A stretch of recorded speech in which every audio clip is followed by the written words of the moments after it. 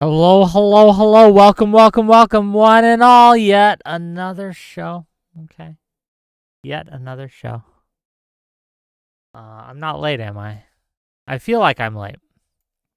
Hey, we're live right now. Hold on. Hi. Hi. Yeah, Are you talking to me? yeah, we're live. Yeah. Just so you don't do Hi. anything crazy, right? Hey. Give me 2 seconds. I want to see if I can see myself because I can't see myself now. Well, Do we I? can't see you at all, so. Okay. Is Katia coming or are we gonna Yeah, start? hopefully. She's still got like 5 minutes. I just went early because, look, I've been running behind all day and I've been trying to rush to get this up in time. And so I'm like, okay, I better go live and make myself be on time, right? Does that make sense? I don't know if that makes sense. Yeah, totally. Oh, my camera was off. Okay, Yes, sorry. that's why I That know was I could it. see you. Oh, I was like, I can't see me. So if I can, okay, got it. Yeah. Welcome. How? Thank you. Thanks so much for having me again. No problem. Look, there's a lot going on. I don't know if you heard it, but while we wait for Katia to get here, hopefully she's here in a minute. Um, did you hear about the speculation surrounding the Trump drop that's happening? There's a Charlie Kirk, Jack Posco, all those people are saying that there's a deep fake coming out, right? That whatever you're going to see, we don't know what it is yet, right? But whatever it is, it's going to be fake. It's going to be AI. It's going to be not true. And that has my neurons firing, wondering what are they worried about coming out? What do they want us to think is fake? And is it actually Will they fake? It tell us might be when they actually see it? fake. I don't know, right? Yeah, like, do we have to, like, keep asking about every AI Trump photo? Is like, is this it? Is that it? Is this the one? I don't know. Are they gonna let us know or? I don't know. I have no idea. Like, and at some point, I do want to talk about how AI has broken everyone's brains, and it's going to cause even more issues as it gets better and better and less likely to, or less identifiable, as you will. Solemn Argus, nice to see you. What's up? What's up? What's up? Brew Crow, nice to see you as well. Welcome to the show. We're joined by our friend, Miss Mead here.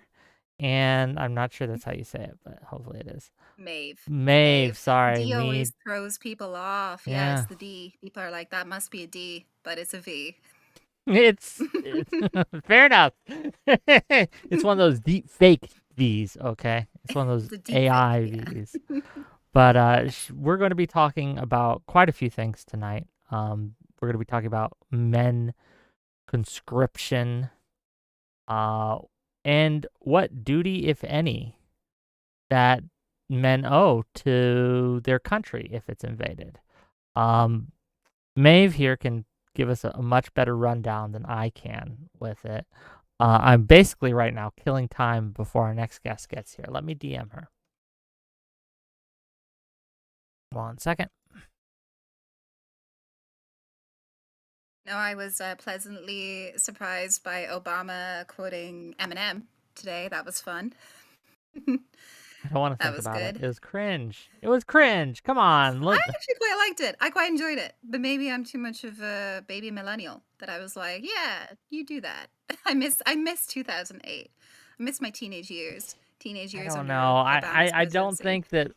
Look, if you're a politician and you're thinking, should I be rapping on stage? The answer is no. The answer is you shouldn't.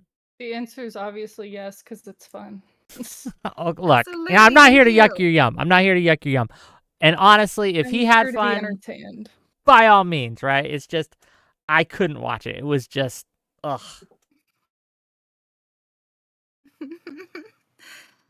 Yeah, well, that's because you come out of the, well, you're a bit later than the 90s, but you come out of the apathetic, like, too cool for school group. and we come into the whole like millennial, like, yeah, just do what you want and be fun, and yeah. I guess. But Gen Z are Hmm. more like the 90s kids. They're like, ugh, everything is cringe. Not everything is cringe, to be honest, right? Like, if they had a performer come out and give a performance to open up the show, it's a little weird, but it's not cringe. It's like, okay, I get it. That's how you got a hype man, right? You hype it up, and everyone likes to dance and things like that. But Mhm. I just look. Would you feel the same way? Would you give that same energy if Bernie Sanders had come out and done the Eminem bit? Oh, stop. Now I really Probably. want to see that. Yes. Yes, please bring us that. Hell yeah. No, it would just be weird. Keep AI coming out. The only AI I want to see. Bernie Sanders doing Eminem. Bernie Sanders Yeah, for epic real. rap battle of the century. Anyway, Oh, yeah. oh, Putin doing Eminem. Get me on board then. Not I joking. guess so. Okay, enough funny business for one day. Though we are going to need the Aw. humor for the topic that we got coming. Um, Katya, nice to see you. Welcome. Thanks for joining us. Yeah, Um, thankfully I'm here. The traffic got me on the way back from work. well, I'm glad that you were able to come. Orokuro says, also as to the conscription question, when you're under invasion, might as well be armed and ready rather than only hiding. I don't know that I'd be pro sending civilians to the front lines. Well, we're gonna talk about it, right?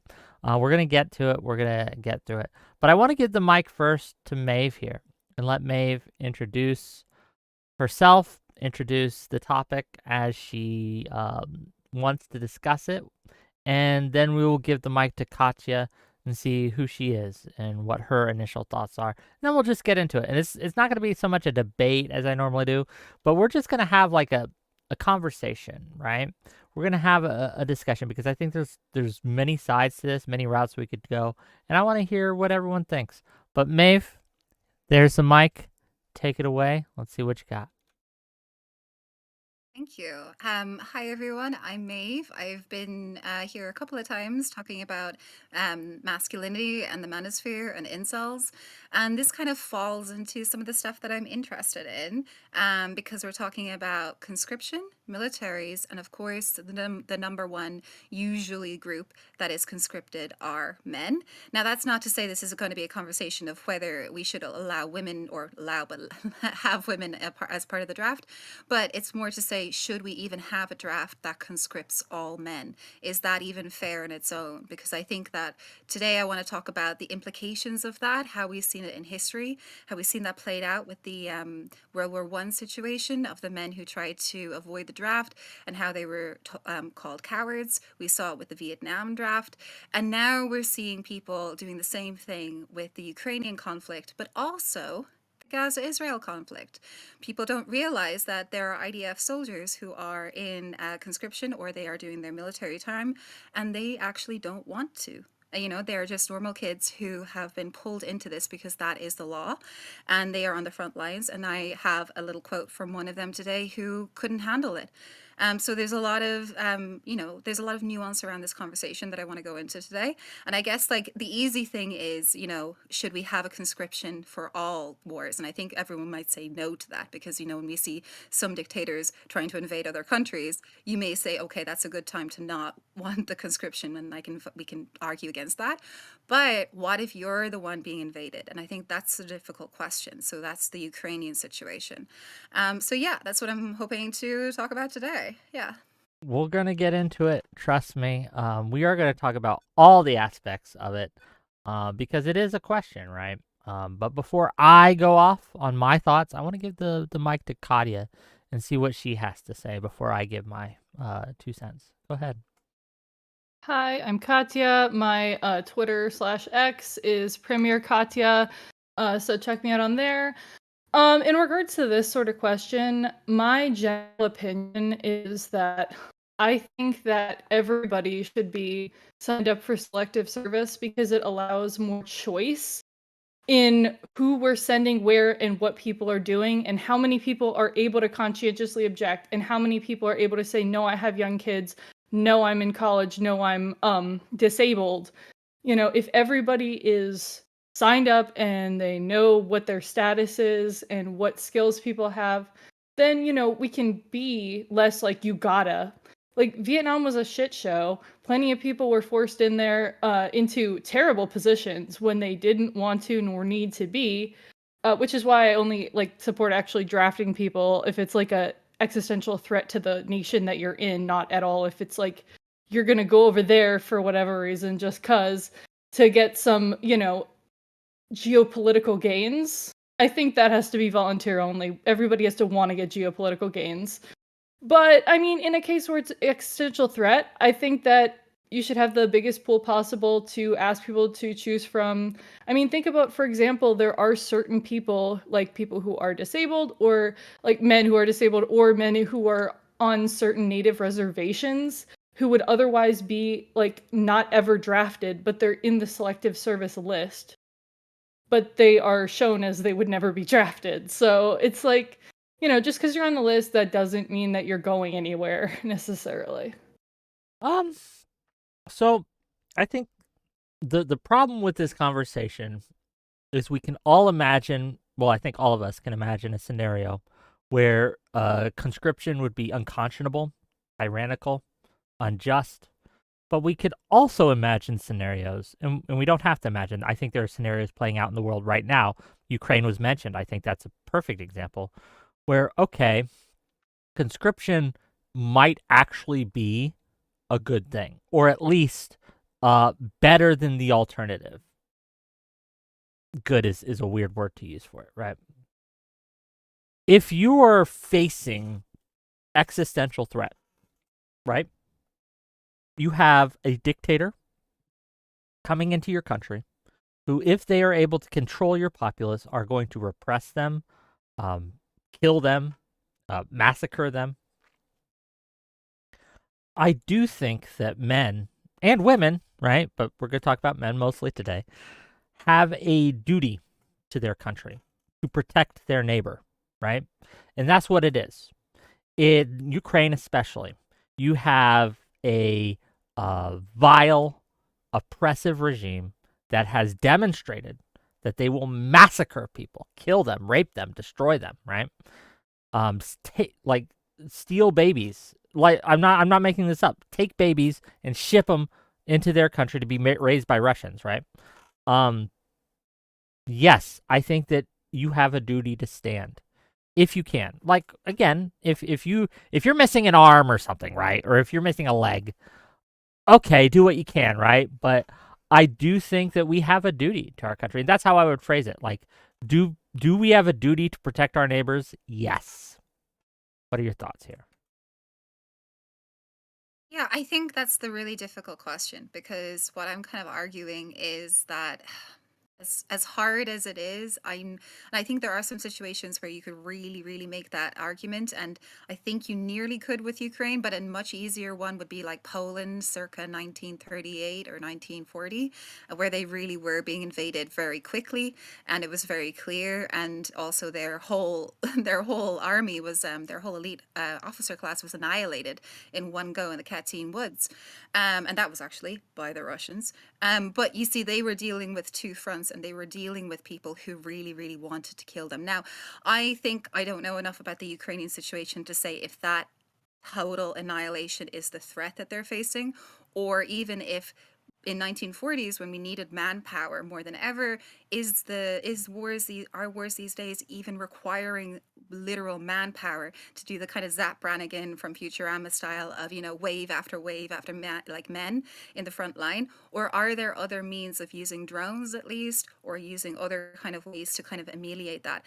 And I don't know if we should be kind of like going back into the old kind of like 20th century version of sending men there all the time, especially if they're men who, I was reading a story about, this was 4 years ago when the Ukrainian war broke out, this young gay man who was only 19 and wanted to be an artist, who wasn't allowed to leave Ukraine because he was terrified of being conscripted. He was terrified of what would happen to him, not only in the ranks, because it was, a danger there, you It's never know scary, yeah. sexual abuse.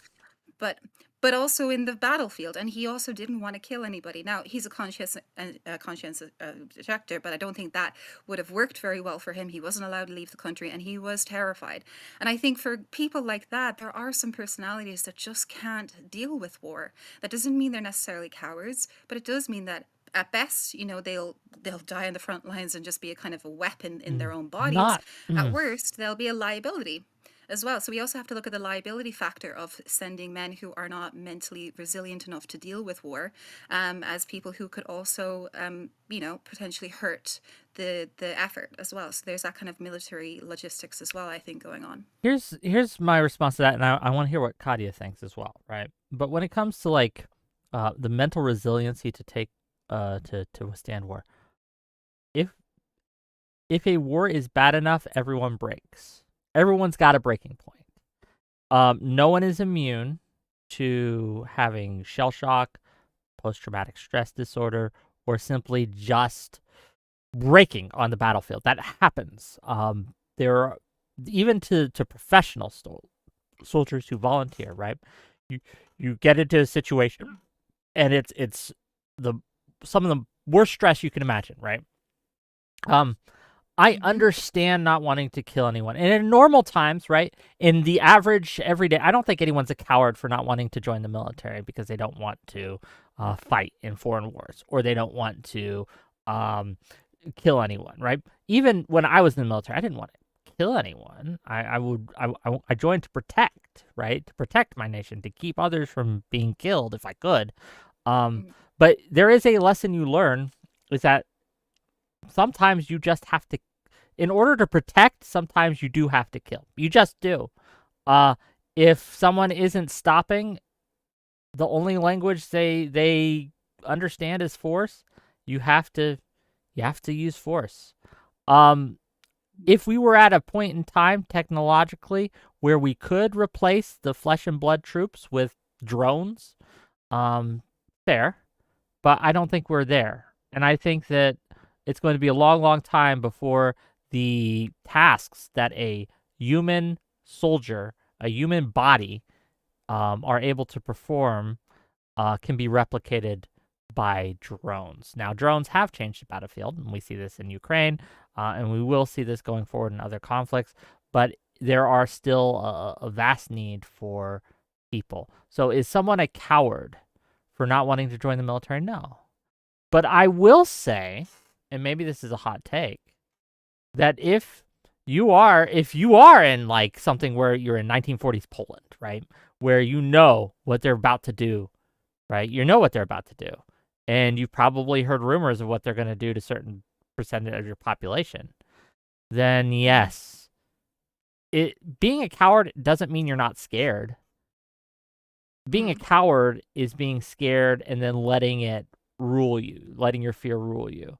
So yes, I would say that someone who refuses to fight in that situation, again, barring ability, like if you're missing your arms or some shit, right? Right. Yeah. I want to hear from Katya, though. I want to get you in this conversation. Go ahead. Yeah, I think there are some situations like that in which it's like everybody who can, you gotta get your butt up, because like what's gonna happen if you don't is a lot worse than what's gonna happen to you potentially if you do. I mean, in situations like what we were talking about, like in Ukraine, in which people were not permitted to leave the country, the only really like the angle that I can understand that under is more of a psychological one, where if people start leaving and people are able to go, then I mean, like people don't like Hold on. Do you fighting in a disagree with war that is decision? not- Out of curiosity, do you both disagree with the Ukraine's decision in that moment? Not necessarily. I might not disagree as much because as I was just saying, like it's like once people are able to go and they start going, the more people are going to start going, because obviously people don't want to be in battle for the most part. Like it's no fun. It's dangerous. It's like you could die, obviously. Like it's not really anybody's like dream idea except for a small number of people. So people would, of course, if they can afford to, if they have family elsewhere, they're going to want to skedaddle. But I mean, if you just start letting people like boogie, then like, too many people are going to boogie. And then what are you going to do then? And you're just sitting there with like a lot of your population evacuated, and you're like, oh my god, you know. What about you, Maeve? Do you agree with the Ukraine's decision to not let fighting age men leave Ukraine when that whole war kicked off? I'm curious. Yeah, I know it was a desperate circumstance, and I think the worst thing, if there's any Ukrainian listening to this, is hearing, I mean, I don't know about you, Katya, but hearing people who are not Ukrainian talk about their situation, and I'm really aware of that as well. However, you know, in a hypothetical situation, just looking at it, I definitely thought it was a very aggressive form of trying to keep people in who really wanted to leave. Like, you know, the last days when they were letting people out, you saw men who were desperately trying to jump over fences, running away with nothing on their backs because they were fleeing the scene. Now, you can say, well, they should be staying, but you know, I think the hard thing is, like, in the 20th century, we had much more of a kind of a World War atmosphere. We had World War One before we had World War Two. World War One, people didn't know what they were walking into. They thought it'd be over by Christmas, and it was just the army. There was no conscription at first, and then when it turned into the hell that it became, and conscription became a part of it, by the time World War II rocked up, people were aware of how bad it could get and how much their own country could be annihilated and the people in it. Now, I don't know if the Ukrainians leaving Ukraine thought Ukraine was going to fall in the same way as Poland, but I think they definitely thought that they would have a high chance of dying. So I think it's all about kind of the opinions of the people who were leaving. If you were to ask them, did you just leave your country to become like a ground zero of, you know, like a genocidal, they probably said no. I don't think it's going to end up like that. I just don't want to be on that front line fighting Russia. Like, I feel like in 10 years time we're going to have a Ukraine, it'll still be standing whether or not I'm here, but I don't want to be the one to be in this horrendous situation. So I think, like, the opinions of the person also matters when it comes to their duty, if they feel they have that duty, or if they feel that duty is being put upon them either in a way that they don't agree with, or, you know, so kind of like their opinion also matters of the existential threat being posed, I think, as well. $5 from Skilltree Gaming. Excuse me. In a letter to John Adams, Jefferson called conscription the last of all oppressions. And then $5 more from Zephyr Hash. Draft should only be legal if the war is on your soil, but if you're attacking, then draft should not be encouraged or legal. Thoughts? Well, I think we all agree that if you're fighting a foreign war, right? I mean, I can even imagine some very niche scenarios where I would be supporting that, but that's so far out and above. Like, we get to some fucking sci-fi shit in that case, right? Right. You know what I mean? But, like, in general, I think that if your country is being invaded by a force that you have reasonable intelligence to suggest is going to oppress your people, then I do think that conscriptions not only aren't bad, but are in fact probably good. Because you're right. No one wants to stand in the front lines. No one wants to be in the shit, okay? But someone has to. Someone has to. Because what's the alternative? So if they didn't do that and Ukraine was now a Russian puppet state, and it's do you guys remember what they did in Crimea when they annexed that? It was not good. They had fucking camps, like literal camps. I'm not kidding or exaggerating.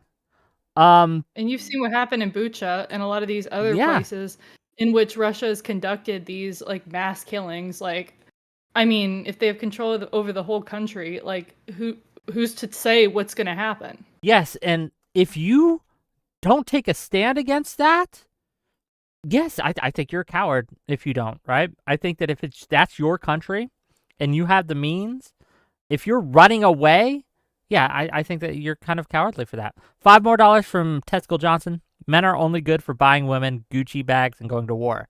Thoughts? Well, thank you for the $5. $20. Not conscripting cowards and objectors, allowing them to escape the front only teaches others that cowarders. This is Artemis Fowl, by the way. Not conscripting cowards and objectors. Allowing them to escape the front only teaches others that cowardice increases survival and kills off braver men, leaving the weakest and spineless of men to prosper and reproduce. What are your thoughts on that? Real eugenicist argument there. That's a real, like, we are going to pick the, braver men. Like, there is a brave class of men and there's a coward class of men. When I think they're just complicated people. I do feel like if we were in World War One situation right now, we would be seeing the same thing of, like, when handing the was it the white roses they were, yeah, to the men who refused to go to the front lines. That movie with Heath Ledger was all about that one. So sometimes people frame them all as conscientious, I can't say that word today, conscientious objectors. And most of them, yes, were, but some of them were just terrified. Let's be honest. War is scary, and some people, men and women, can't hack it. There are some women, by the way, who absolutely would be fine in terms of, like, they would have the same resilience as as an average man, maybe. Well, you saw who this is during World conscripted War and II okay to and be World there. War One as well, right? Like, not only did in Mhm. Russia, for example, World War II, they had the night witches, right? The female Absolutely. service bombers, things like that. But they also, if you look, Mhm. even in the Allied camps, they had well, Russia was allied too. Forgive me, right? But you had women serving as nurses in horrific conditions, Yeah. right? Yeah. Like horrific conditions. And Mhm. again, women were also in the bombing of Britain, right? They were Mhm. just as much threat Mhm. as men were. So I get you on that. But I think Mhm. I disagree with your framing of Artemis's tweet there. And I don't always agree with Artemis. I, in fact, disagree with Maybe I him was being a quite a bit bit. mean. Yeah. I don't think that's eugenicist of at all of an argument. I think that's simply, and it's not a classes, right? That's like saying there's a class of mean men and a class of nice men. No, some men are mean and some men are nice. Some men are brave, some men are not. Most of us are a mixture in different scenarios. Most of Mhm. us sometimes are brave and sometimes are cowards, right? To different degrees. But that's one of those things where I think that when it comes to existential threats to your country from a force that is going to destroy your neighbors, right? Kill them, then yes, I do think that you have a. Uh, I don't think it's eugenicist. I think that you stop the people who are trying to run away, so that because the people who are running away, often, not always, but often, the people who are fleeing the country are the rich, the people Yep. with the Yeah. stuff, right? With the Oh, means to do absolutely. so, and they leave the poor to fucking die. And I think that yes, Yeah. the government should stop that. Oh, Yeah, yeah. it's Yeah, like that's the whole fortunate son. Yeah. Yeah. Go on, Katya. yeah, it's like you got to stay your ass back here considering like these people, I mean, it's like obviously, if they've got something more fortunate to look after, like to look forward to after the war, they're not going to want to fight as much. If they have connections in other countries, if they have like kind of just a better life, if they've got more money, they're able to go and they're not going to want to stay. So, I mean, at that point, you've been benefiting off of being in your country and whatever you may get from your citizenship the entire time. But then if shit gets hard, you're just about to, like, turn tail and leave. Like, hold on a minute. If it's an existential threat, then you're just leaving people who can't leave behind.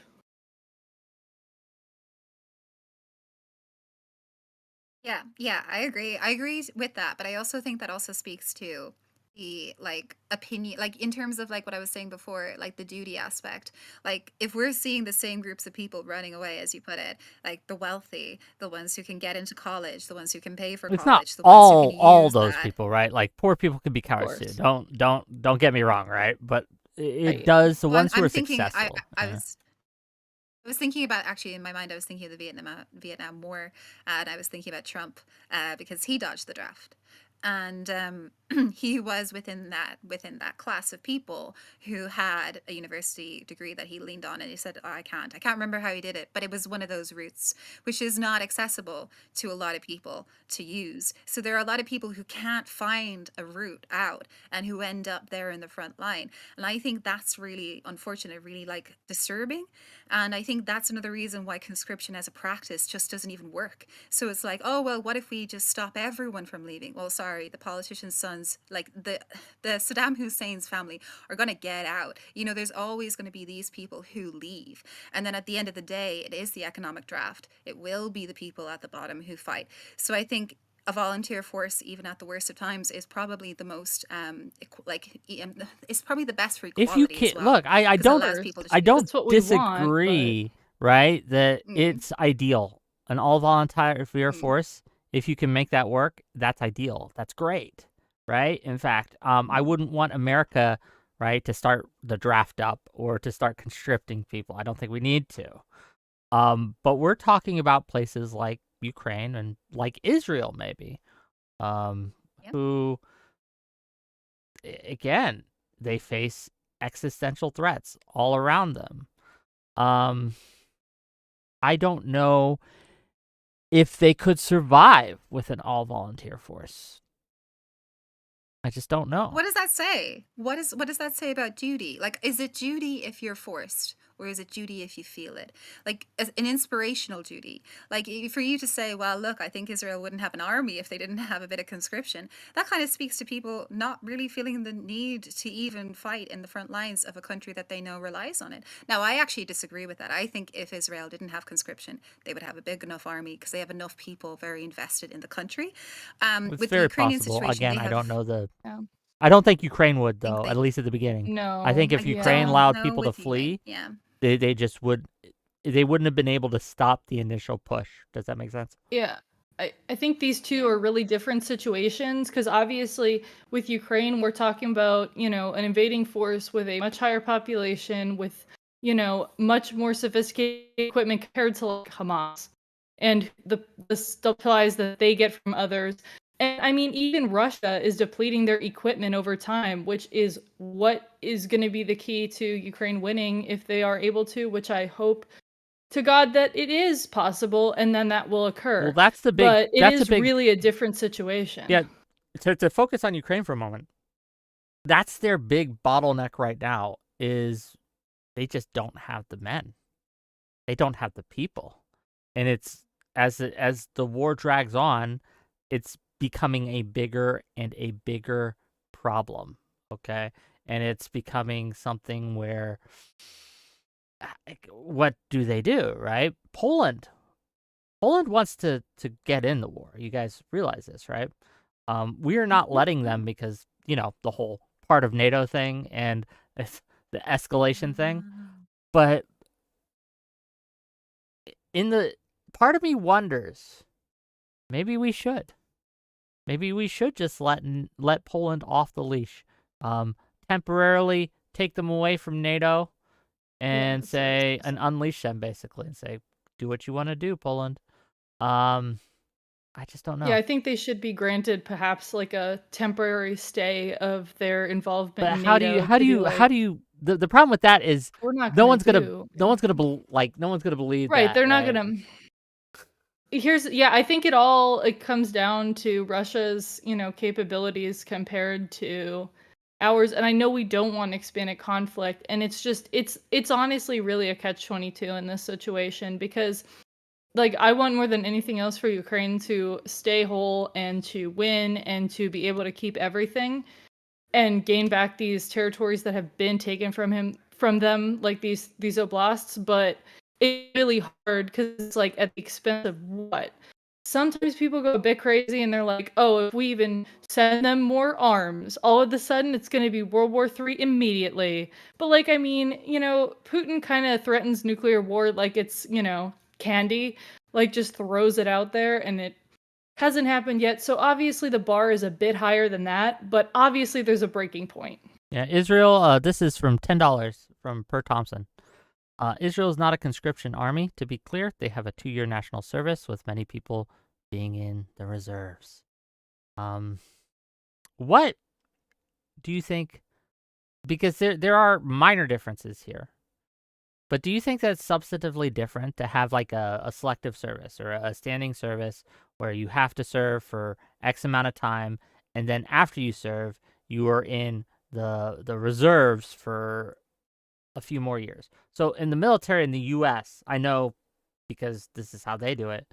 After you retire or after you get out and your term of service is done, they still can call you up legally. I think 2 years after you get out.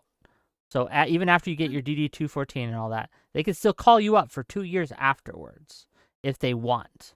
It's in your contract. I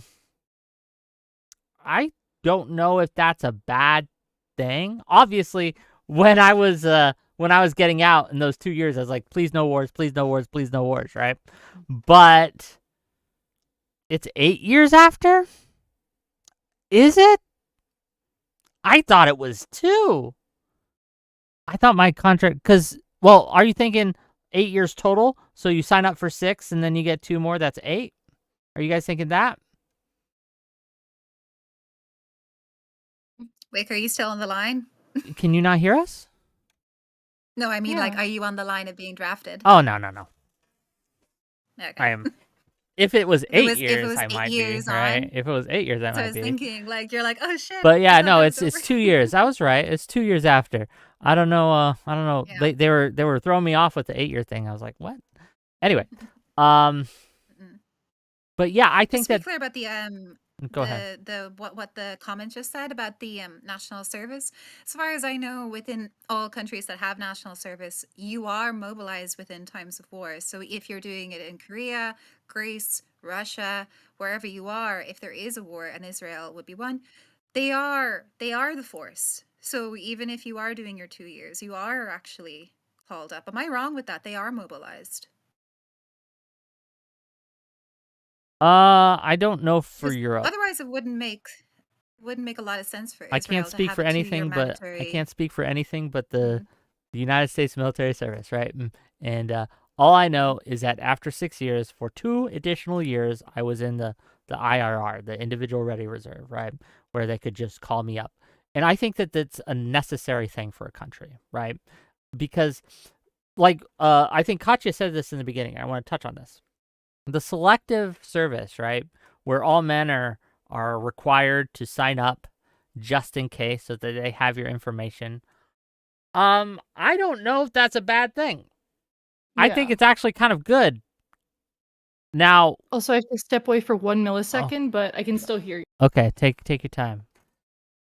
But I do think, right? I do think that it's important to understand that a country can use a good tool in very, very bad ways. Does that make sense? Absolutely. Yeah, that's the other thing. Like, your existential threat is also at the whim of the politician, whether he goes crazy or not crazy and calls it as an existential threat. You could have a president who decides that a war on China is actually necessary for the United States to survive, even though it's not.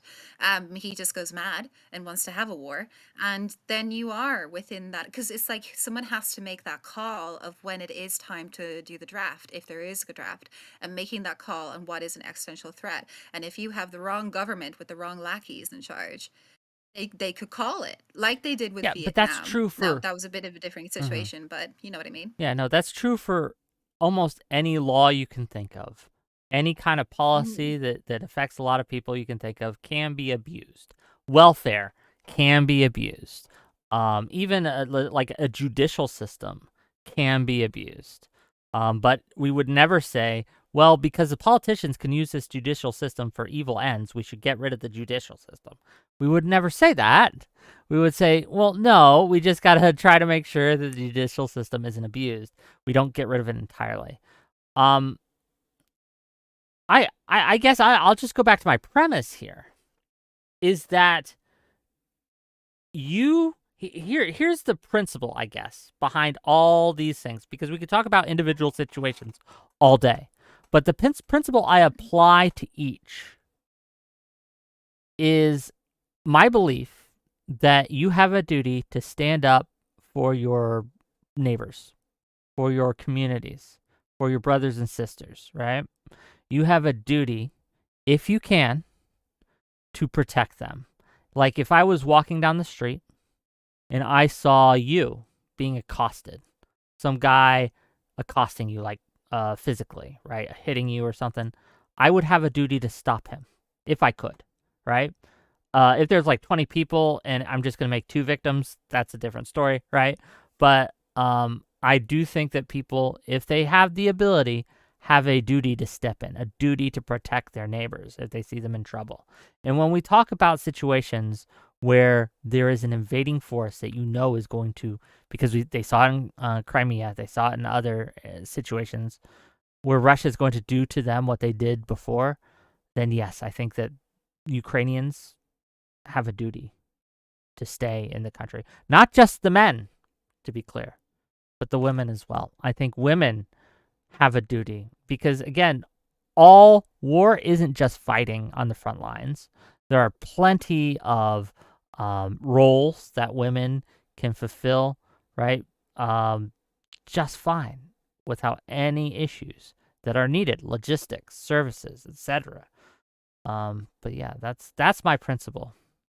That's my thoughts. Yeah, I Yeah. think one of the reasons why women aren't drafted, I mean, there's a few different types of old traditional ideas around women in the front lines, which are still very prevalent today. And I'm sure you can attest in the military in the US, there are still people who are in the SEALs and the Green Berets who don't love the idea of having women there. And they use kind of, well, we'll have to lower the bar, you know, they won't be able to do all the initiation exercises. So that will be a problem, we'll be weaker. But at the end of the day, you can see there's other kind of issues as well entangled in that. Now, so that's one thing. But the other thing is children.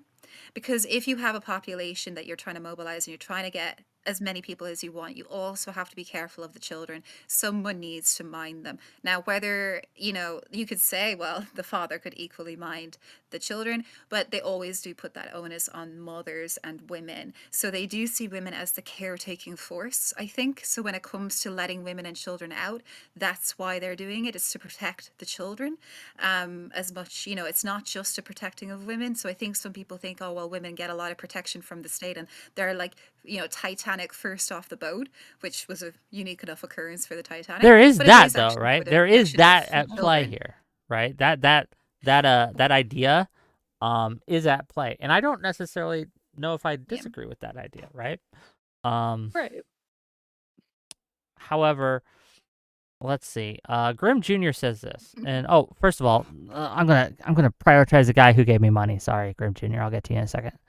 $5 from Per Thompson to say, for some number of years after your national service, you can be recalled. Yes, depends on the country, the time, ranges may vary. Fair enough. Okay, Graham Jr.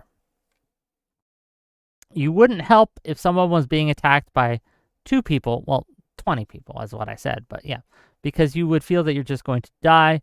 That's how a lot of people feel the draft is. Um, I think that what works individually doesn't necessarily work on scale. And I think this is a mistake a lot of people make is they think, well, what is a useful rules for interacting one-on-one should be applied communally to everyone, to groups, to large groups, but it doesn't always work out. And I think that this is one of those situations. Again, we keep using this example, but the example of Ukraine is the example I'm using here. If they hadn't stopped people from fleeing initially, they would be occupied right now entirely, right? Right. They would have fallen. So I think that sometimes you just need to say, I don't care. Consent isn't the issue here. Whether you want to or not, we are not letting you leave. Stand and fight. Don't be a coward. I don't know. Yeah, there's definitely a point at Yeah. which that happens. Honestly, when we're talking about, you know, who's gonna care for our children and this, that, and the other, I totally agree with that. Which is why, like what Wick was saying earlier, I agree with stuff like signing everybody up for selective service, because in that sort of thing, you have more people to choose from, and then you have more people that you're aware of their status. So people who have kids, who are taking care of kids, who are in these situations where it would not be advantageous for the society if they were to fight, could be exempted and not go, but then people who it wouldn't really harm anything particular more than anyone else if they had to go, could go. I think it's like a logistical thing too. You say you're the Maeve. Say you're the president of where are you from again? Britain, right? What do they got? Ireland. Ireland. Well, Ireland. yeah. You're the president. Your country's invaded by Nazis, like literal Nazis. Hitler has risen from the dead. All the other countries have fallen. It's you against the storm. Sure, America's still there, and you could flee towards it if you want. Do you stop people from leaving? Do you close down your borders? What are your thoughts? I mean, we kind of had that situation similarly, and we stayed neutral, which was an interesting position to take as a small, newly independent Would you have country at stayed the time. neutral during World War II?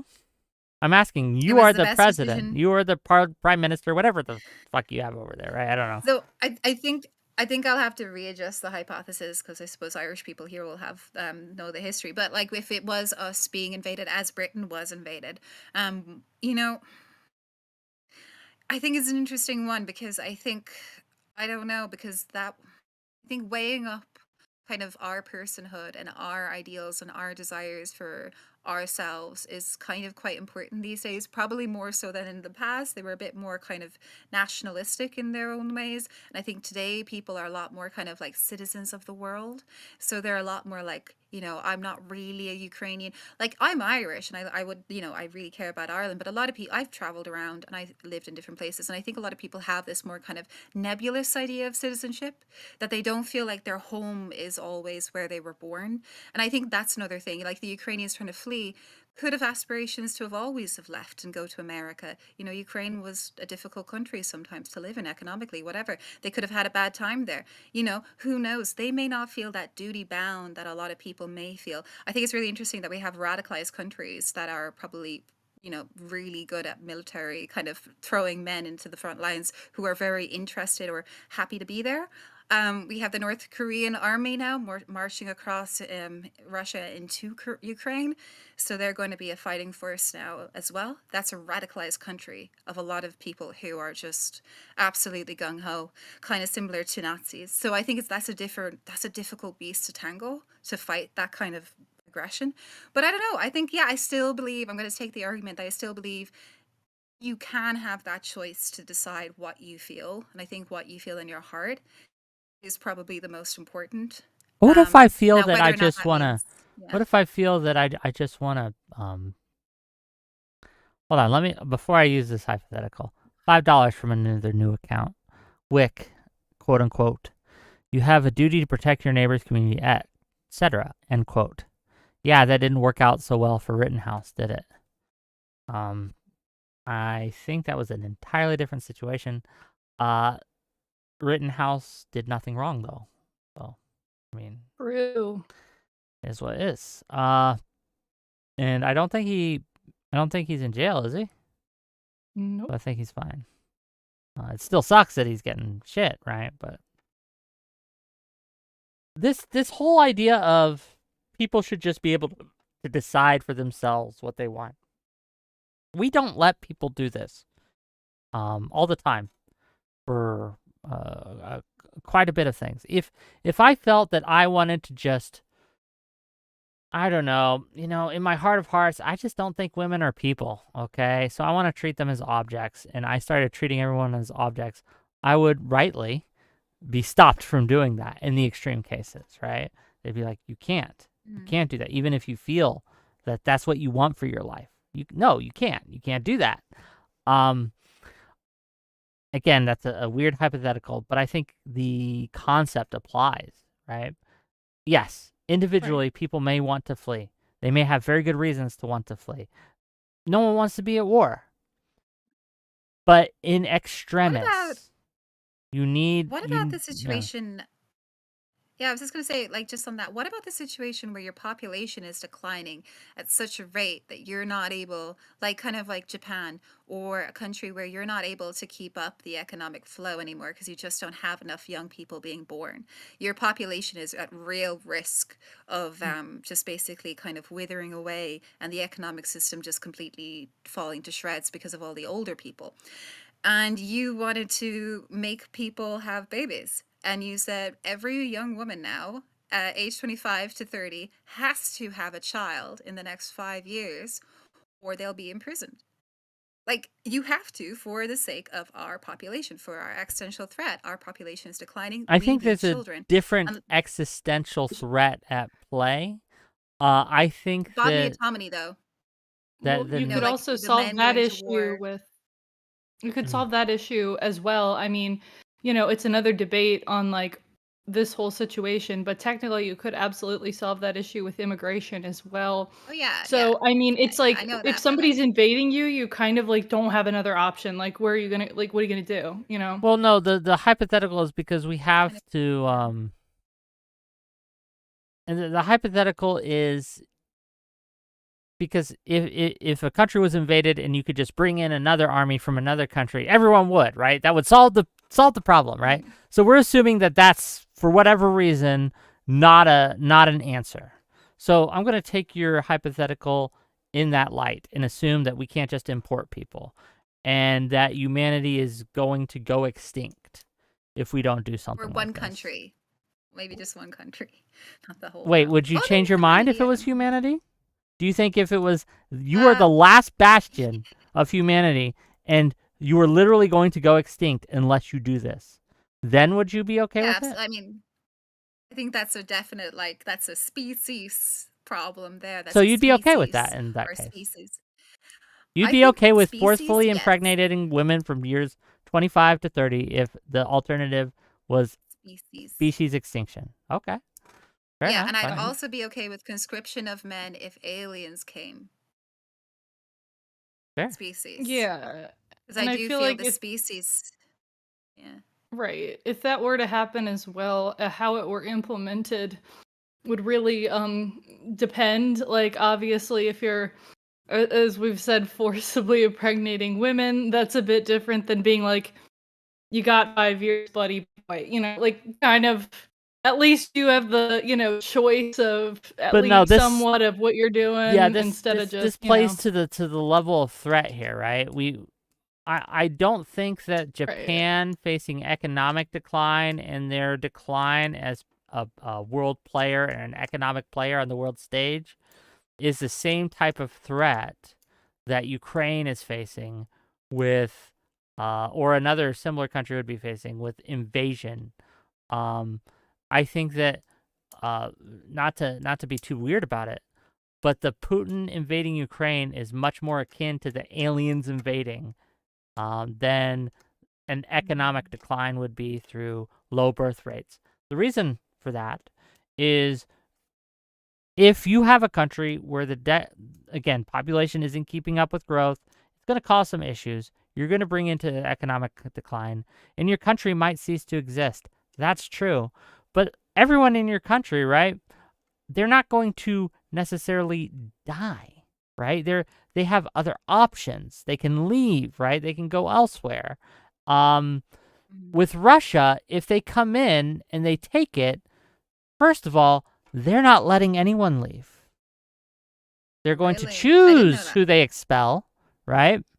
They're going to keep who they want, and they're going to take away every choice that these people have. They're going to put them in camps, and they're going to kill them. Or do terrible things to them. So I think the threat levels are different here.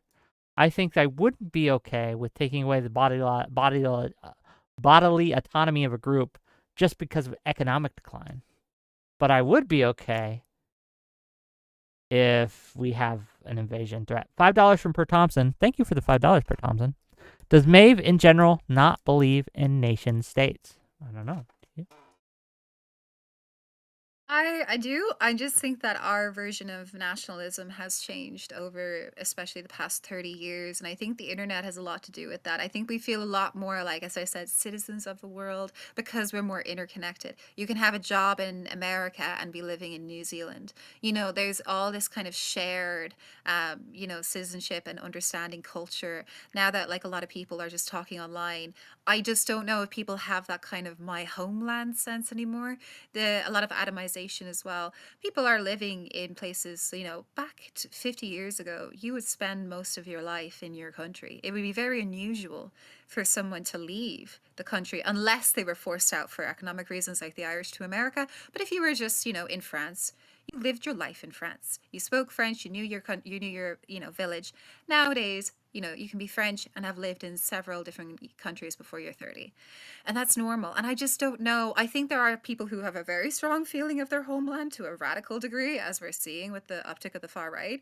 But I I don't know if it's as like cross the board as it used to be. I think people aren't as I don't know. I don't feel like they love their Here's country in the the hot same type take of here. way. I don't know. That's so bad. We've traded nationalism for ideologism. Because while yes, people won't identify so much with their country of origin anymore, they'll identify with different other groups that they are a part of. Whether it be in the I'll use the U.S. because I'm most familiar with it. There are people who will leave their families, like their blood, their mom, their dad, their brothers and their sisters, their wives, their husbands, because of political differences, right? Because they voted for Trump or voted for Biden or voted for Harris or whoever.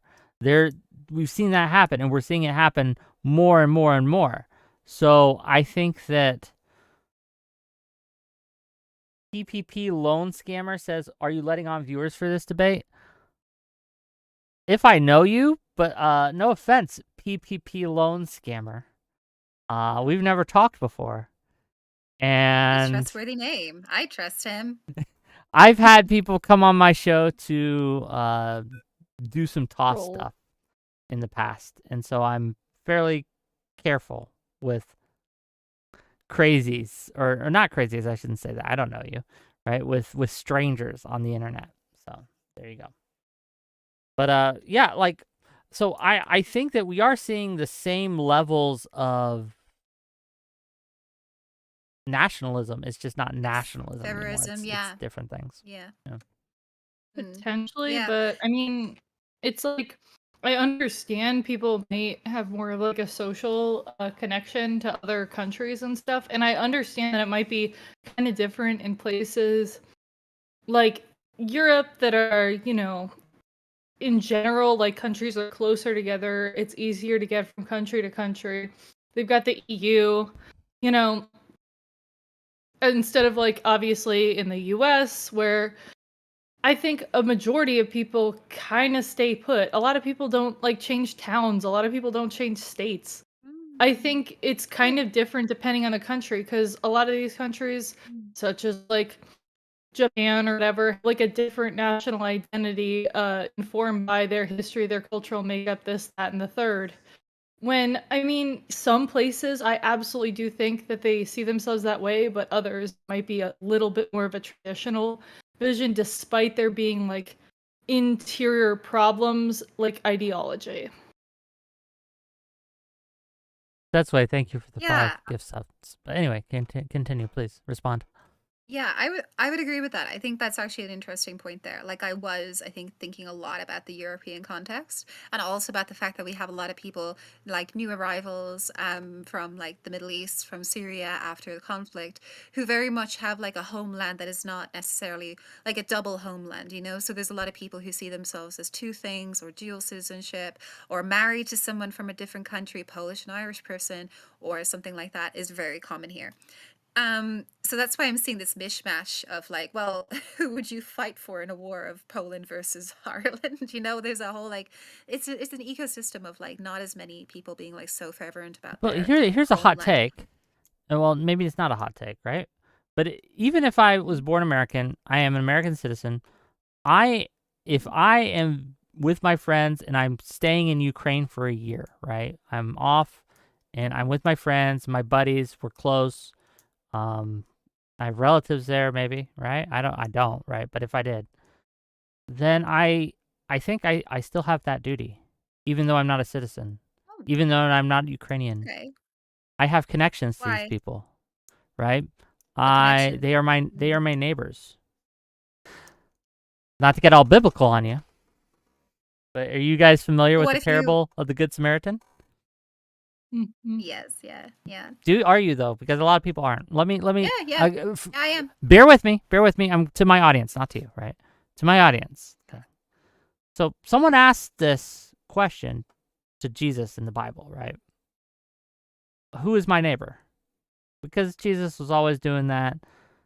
You should, treat your neighbor as love your neighbors, treat your neighbor as yourself. So someone asked him to try to kind of catch him up. They were debate bros back then too, by the way. Who's my neighbor? Okay.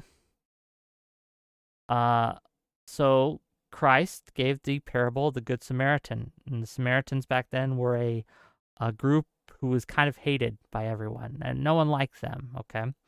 And the Samaritan basically was the only person who stopped and helped someone who was in distress, someone who hated him, right? So not the countrymen of the people, right? They passed him by. But a Samaritan, an outsider, was the one that stood up. And I have a very similar viewpoint on things is who is my neighbor? The people I'm connected with, the people I'm around. And again, I do think that if I'm there, if I was in Ukraine when this shit happened, when that shit that went down, I would have a duty to stay. Yes. That's my thoughts. Yeah. Yeah, well, that's a very I like yeah, I know that kind of sentiment. It's like Black Hawk Down, Black Hawk Down. There's like Eric Bana Oh, plays I this know big Black Hawk tough Down. I bully know Black Ray. Hawk Down. You don't have to preach to me, but go ahead. For my Yeah. audience, go ahead, tell them. And there's that scene because there's this new kind of soldier who's first time in conflict. So he's there in Somalia, Mogadishu in 1993, and it's a tragedy what happens there to the Americans. It was a massive scar in America for a very long time, very traumatic. But anyway, this guy is trying to figure out like the Somalian context. He's trying to figure out who's fighting who and why and what's going on here and who's in charge and how do we know we're the right guys, we're the good guys here. And he turns to the Delta Eric Bana character at the end, and he's like, like, how do you know you were fighting the right fight or whatever? And Eric Bana was like, all that politics shit, that's whatever. I don't deal with that. I fight for the man next to me. And that was how he understood war. So it wasn't like he was like this kind of Machiavellian, almost psychopathic guy who didn't care, because that's how he came across at first. It was because he learned through conflict that at the end of the day, it is about the person next to you. So it is about fighting for your fellow man. And that is one of the core parts of being in like That those kind goes, of yeah, militaries. that goes to my argument. If you're running away from the people next to you because you're scared, what other word do we use than coward? Yeah. I knew that would Self-interested. happen. Well, no. What other I word knew do I'd you argue use? against myself. If your brothers and your sisters are standing, and you're like, I don't want to die. I don't want to get hurt. I'm gonna leave them there and run away. If we don't use the word coward, what word would you use? Potentially like self-interested or selfish, because I mean, if everybody that you know is there and you're still like, I'm out of here, you're clearly thinking about yourself before you're thinking about others. Sure. What's the word for? There's another word for that other than selfish. There's another word. Starts with C. I mean, I guess coward. Yes. Potentially, Yes, yeah. that's what a coward is. Yes, it is. And it sucks to say. Here, I know it'll hurt people's feelings. It will. Because there are people who think, like, I would totally leave because I don't really care about the people next to me. Okay. But that makes you a coward, right? And it just does. And again, there is a difference. There is a fundamental difference between not being there. Like, if you were outside of Ukraine, okay? If you were, like, visiting relatives, There's a fundamental difference there between I'm not going into that versus I'm running away. Does that make sense? Right, which I mean is Yeah. why, like, in situations where people are, you know, objectors, but they have other skills that they can offer to, you know, assist in the effort while, you know, not like getting right to the front lines or whatever. That's like obviously those should be kind of open, which, you know, those have obviously there's a time where those are exhausted. But if possible, you know, give people the choice of what to do, not if you're going to do something or not. Well, yeah, no, an army doesn't want Right. they want their best on the lines, right? They want the best person in the best job. Does that make sense? So if you are more fit for logistics, or you're more fit for services, or you're more fit for maintenance, or you're more fit for intelligence, they'll put you where you can do the most benefit, right? Like look, as rough and manly as I am, I'm not the best choice for frontline fighter. But you put me in maintenance, you put me in logistics, you put me in intelligence, and I can do fine, right? I can help the war effort. Again though, right? Like there comes a point where you just got to call it like you see it, and I'm just calling it like I see it. A lot of people are saying So in the chat, Leitner Goat says, Wick, not everyone is Rambo like you. That's just common sense. yeah. Expecting an entire population to be that is also unhinged. Is it unhinged to expect people to do the right thing? I don't think it is. I don't think that's unhinged. There are two different situations that I can see that argue still against that, and even against being called a coward. So one is if you know the war is lost. Like, I'm sorry, if you're 1945 German and you are you are fighting tooth and nail against the Americans coming in, an invading force, it's over for you. It is over. Writing's on the wall. It's over. Now they fought so hard, and so did the Japanese, but they were a radicalized group. But if we were in that situation, look, I'm sorry, you gotta have to admit, like that was game over. I don't think it's a cowardly act to say I'm not gonna fight. I'm not gonna fight anymore. We have 2 weeks left. Like, that's it. Well, I first of kind of all, think that in a lot of these situations, you're talking about a kind of dichotomy where either you are in this sort of radicalized situation in which, you know, despite it being lost and despite not having the whole thing like every single person going to get killed right now, immediately all getting slaughtered, if we stop or surrender, a lot of people, a lot of countries would try for peace, surrender, this, that, and the third before it got to this point, if they aren't so like ideologically captured like the Nazis were. But then in the converse, where surrendering would just lead to everybody getting round up and shot, then you might as well fight till the last person because it don't matter.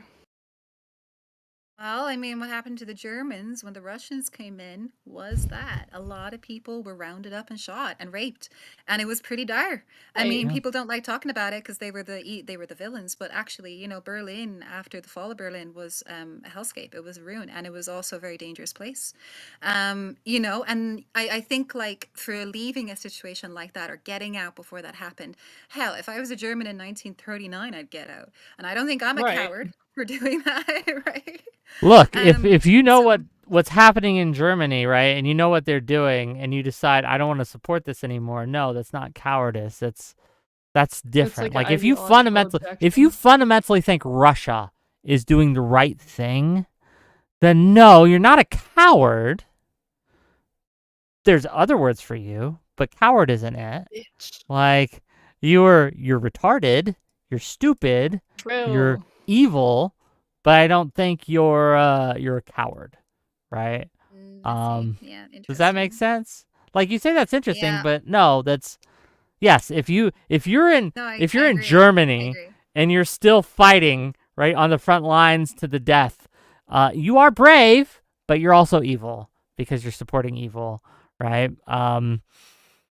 Well, at that stage, they were actually trying to fight for their country because they had lost the Nazi kind of ideology of they were now being invaded. So Mm. they were now seeing the Americans and the Russians coming in.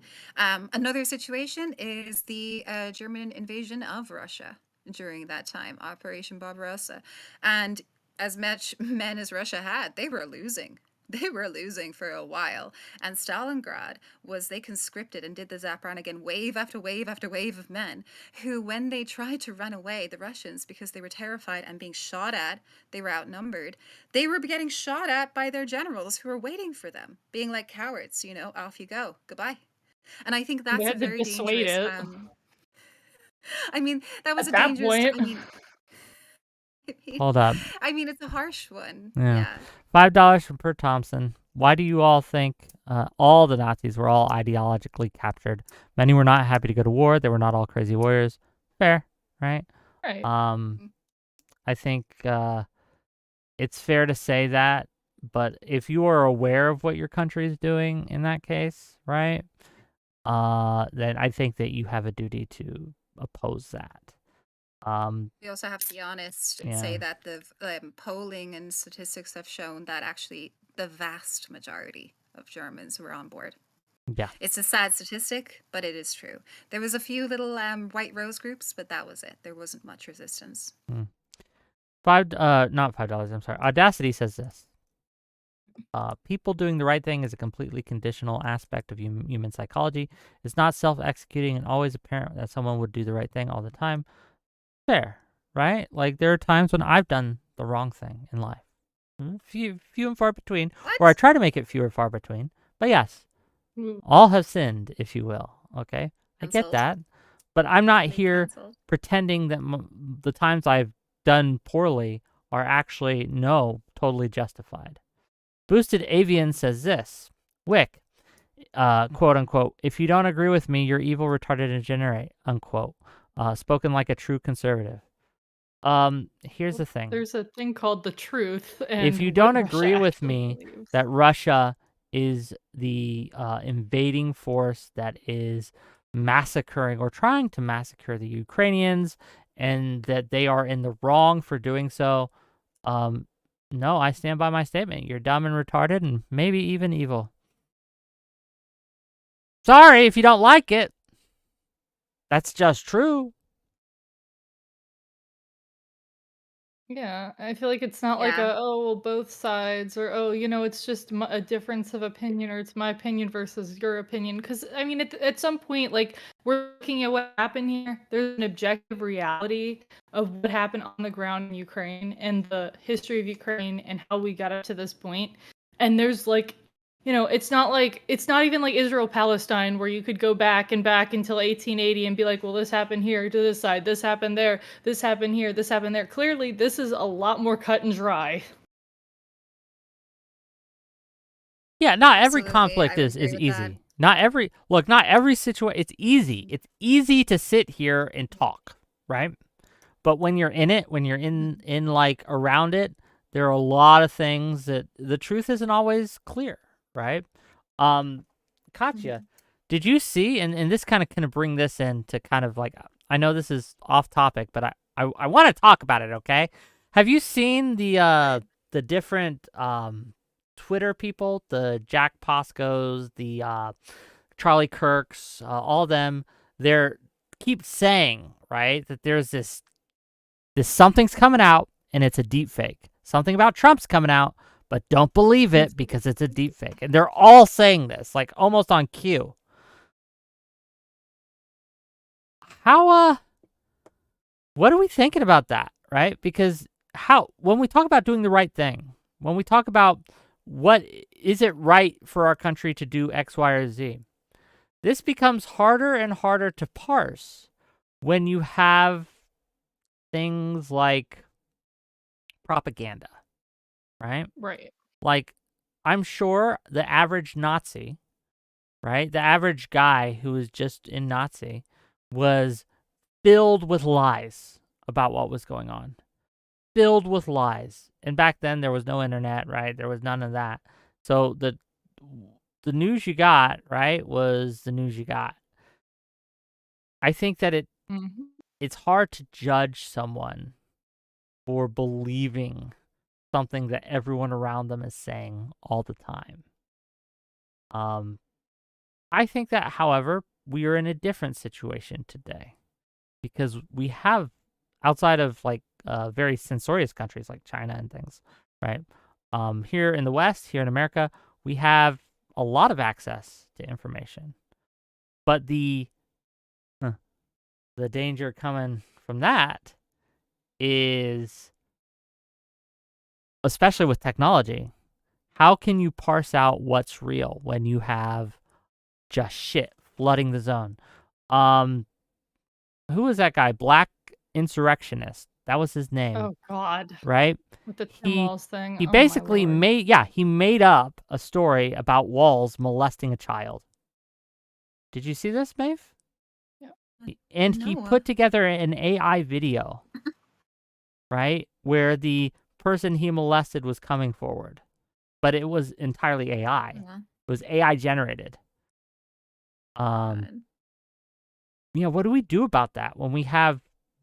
And look, I'm not going to put this above certain Democrats. If they could make a believable AI to swing the election, I think they might. Again, I don't know what this drop is. I don't know if it's AI or not. But no matter what's coming out these days, people are going to say it's AI. It's false. It's fake. Don't believe your lying eyes, right? What are our thoughts here? I know this is a little bit off topic, and we'll get back on topic in a moment, but I wanted to address that for a moment. I mean, do we have any theories about what this information is? Because I kind of I've my heard idea rumors. I don't know. Like the my rumors are idea that Trump is groped some daughter of a donor. I don't know though. potentially, but my idea is like they're already saying something's gonna come out and it's a deep fake. They like something's probably has already been said or leaked because otherwise, I don't know if all of these guys have like direct channels to the White House or not the White House, obviously. Oh my God, the former White House to Trump and his homies. Oh my gosh, what year is it? Blah. It's like it's something that's already been spread. Methinks that it's a lot of this stuff about what he said about that he doesn't want to spend $60,000 to bury a Mexican, quote unquote, and that he said that he wants generals like Hitler had. I think it might be those statements that they're trying to get ahead of by saying it's deep fake. I don't know. It's all it's rampant speculation, gang. We're just guessing. I have no idea. I guess it's something that's already I come guess we'll out. find out. But I want to bring it back on topic Yeah. for a moment. For Grim Jr. because says this. Grim Jr. says, "I don't get why you would say that. By saying it, it shows you're clearly aware that you're a coward statement is false. You can't talk about things. You can't talk about talking about things versus reality, but make that coward claim. Yes, I can." What? He's Didn't saying that understand that. my statement on people being propagandized, right? People not knowing the truth, it being hard to make these decisions, etc. Yes, I can, because if you, especially today like in Ukraine, Ukrainians weren't censored. They knew, they'd seen it for years. This wasn't something that they just didn't have access to information, right? Ukraine didn't block they weren't China. They didn't block all these countries, right? What are you talking about, right? Like, again, I can imagine scenarios where it wouldn't be cowardly. It would just be normal, right? Or it would make sense. But in Ukraine, no. And I can stand by the coward claim because if you are knowingly abandoning your post, right? Knowingly leaving others to die, yeah, you're a coward. I don't know. I think of a situation where an Please. invasion would be a benefit to the country, which is a weird one because you would never think that. However, let's assume North Korea was being invaded by maybe for the first time by the UN, who said we've had enough of this like Based. dictatorship country Based. that is Good. radicalized and like has Yes. Hell yeah, let's do it. so So if you were a little North Korean boy and you were like, I refuse to fight this war, I think that's actually a good time to be a coward in your Yeah, books. yeah, That's a good time yeah. Look, Right. to say being no. a coward, right, can sometimes be the right decision.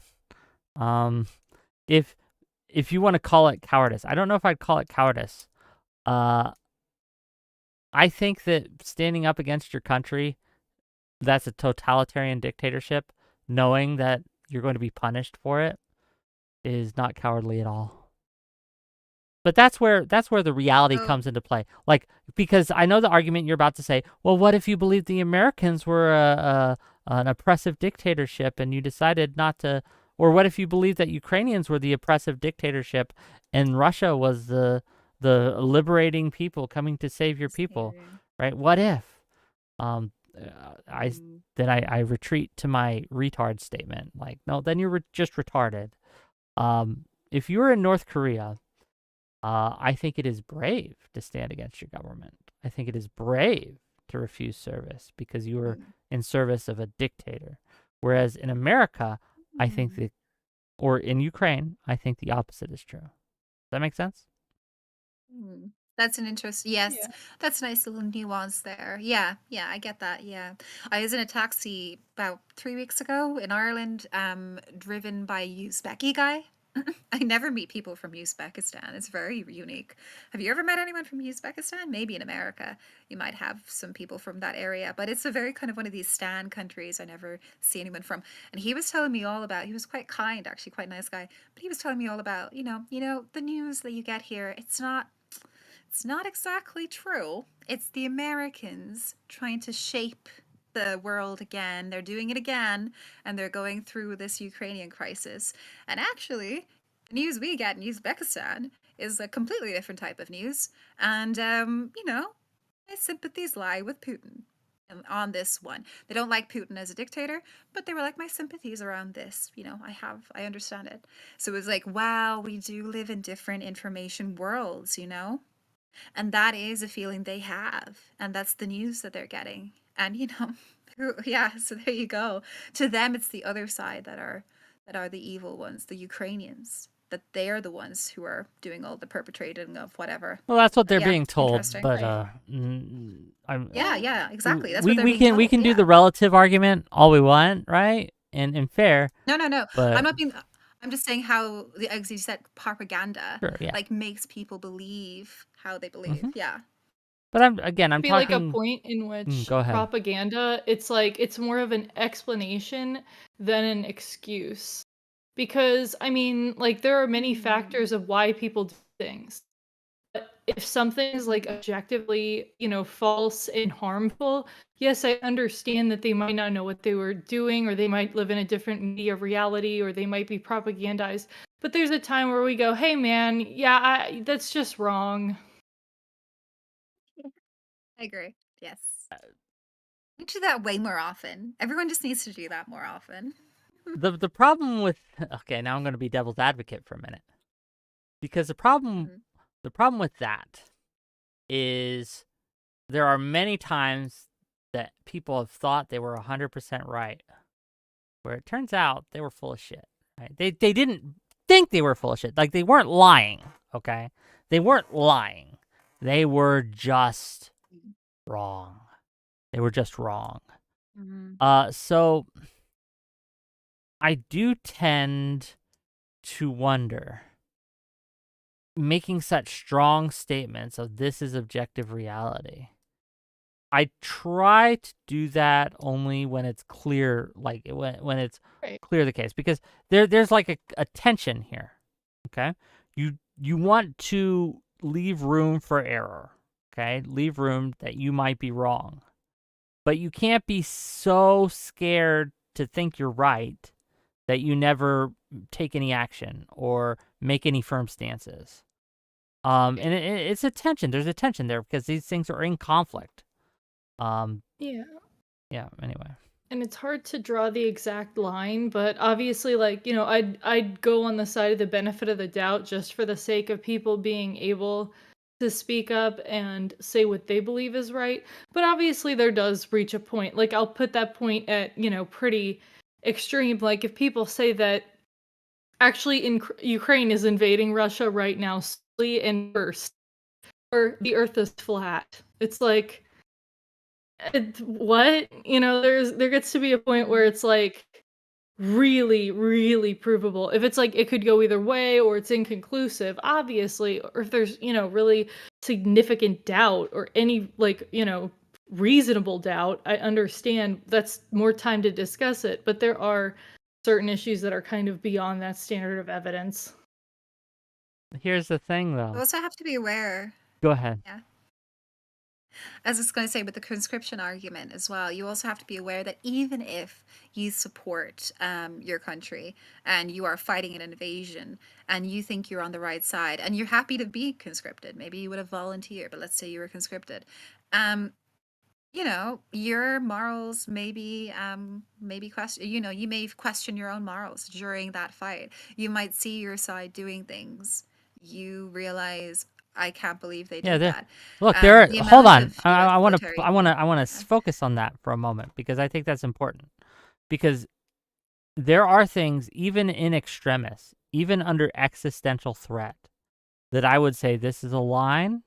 You never do this, even if it could win you the war, and otherwise your people would be put in camps. I think that there are certain Wow. things that you should never do, right? Like what? Rape. Okay, Of course.